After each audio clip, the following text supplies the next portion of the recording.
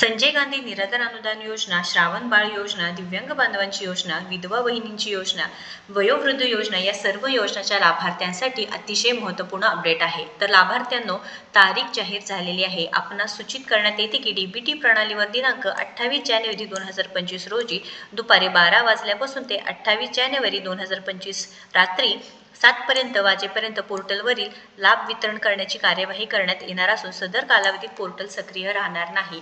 तर लक्षात घ्या लाभार्थ्यांनो, आता ही ss.mahitii.org जी ऑफिशियल वेबसाईट आहे त्यावरती तारीख आलेली आहे. तर लाभार्थ्यांचे बरेच जणांचे मला कमेंट आले, मेसेज आले की मॅडम तुम्ही निराधार योजनेच्या लाभार्थ्यांसाठी जे काही काम करताय ते खूप छान आहे, पण इतक्यात तुमचे व्हिडिओज का आले नाही. तर लाभार्थ्यांनो लक्षात घ्या, आपण फेक माहिती देत नाही.